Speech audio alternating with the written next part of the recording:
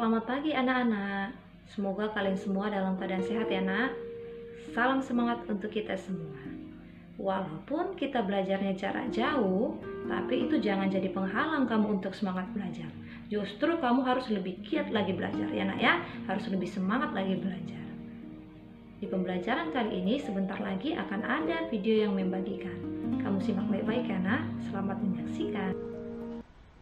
Selamat pagi anak-anak. Ingat, sebelum mulai pembelajaran, mari kita berdoa dulu ya. Doa dimulai. Doa selesai.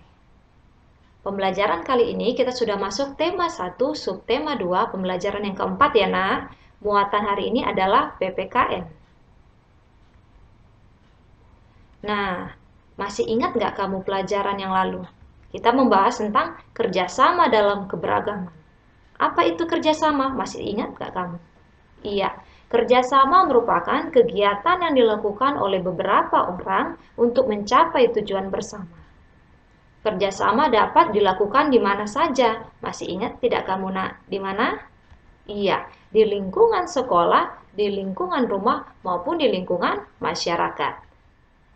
Nah, pembelajaran kita kali ini bentuk-bentuk kerjasama di lingkungan sekolah, lebih tepatnya di dalam kelas ya nak. Contoh kerjasama yang dilakukan di kelas yaitu piket kelas, kerja kelompok, dan mengumpulkan sumbangan.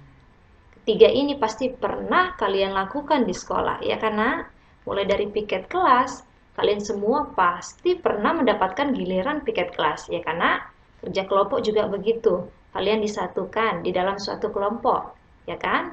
Mengumpulkan sumbangan juga, pasti kalian pernah melakukannya. Nah, kali ini akan kita bahas satu-satu. Oke, kita mulai dari piket kelas.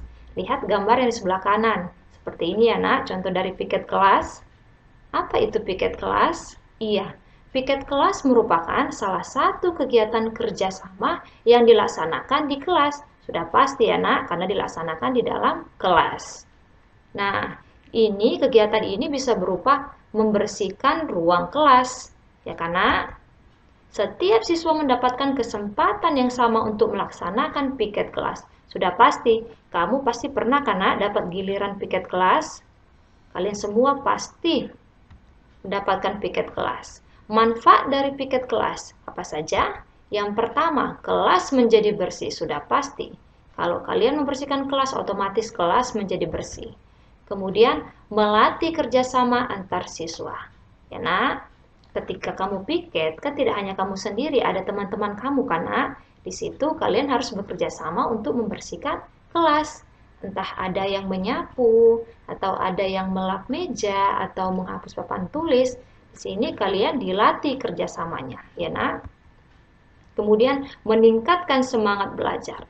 Ketika kelas sudah bersih, otomatis kita lebih semangat lagi kan untuk belajar. Oke, kita lanjut ke kerja kelompok. Lihat gambarnya dulu ya nak. Ini adalah contoh dari kerja kelompok. Kerja kelompok membutuhkan kerjasama antar anggota kelompok. Sudah pasti, jika kamu punya selisih dengan teman kamu, maka kalian tidak akan bisa membuat kerja kelompok yang baik. Ya nak, kerja kelompok harus membutuhkan tim yang baik. Ya nak, kerjasama yang baik antar anggota kelompoknya ya.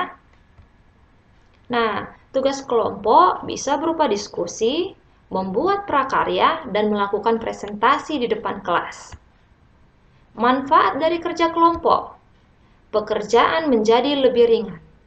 Ini sudah pasti ya nak, bayangkan kalau kamu kerjakan sendiri sama kalian bersama-sama.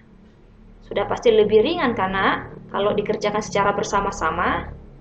Karena pekerjaan lebih ringan, sudah pasti pekerjaan menjadi lebih cepat selesai. Nah, saling mendapatkan ilmu yang baru. Ketika kamu dalam suatu kelompok, apalagi kerja kelompok di kelas ya nak, apa yang kamu tidak tahu, kamu akan mendapatkan ilmu dari teman kamu yang tahu. Begitu juga teman kamu, seandainya dia tidak tahu, dia bisa mendapatkan ilmu dari kamu.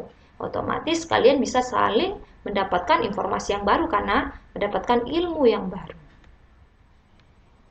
Kita lanjut yang terakhir, mengumpulkan sumbangan. Lihat gambarnya nak ya, di sini ada sekelompok siswa sedang mengumpulkan sumbangan. Nah, mengumpulkan sumbangan dilakukan ketika ada temanmu yang mengalami musibah. Musibah ini seperti apa? Bisa seperti kebakaran, ya nak ya, longsor, gempa bumi, ataupun kemalingan, ya nak. Itu termasuk musibah. Nah, sumbangan bisa berupa uang, makanan, dan pakaian. Jadi tidak hanya uang ya nak ya, sumbangan itu juga bisa berupa makanan dan pakaian. Tapi pakaiannya yang layak pakai nak ya. Jangan yang tidak bisa dipakai kamu sumbangkan, harus yang layak pakai. Nah, manfaat dari mengumpulkan sumbangan sudah pasti meringankan beban temanmu yang sedang mengalami musibah. Ya nak, Memo tanya, apakah kamu mau tolong-menolong? Sudah pasti ya karena ketika kamu mau membantu temanmu, suatu ketika kamu pasti akan ditolong teman. Nah, ini merupakan bentuk dari piket kelas ya nak. Yang ini merupakan kegiatan kerja kelompok. Dan yang terakhir ini adalah bentuk kegiatan mengumpulkan sumbangan. Nah, pembelajaran kita selesai sampai di sini. Semoga hari kalian menyenangkan.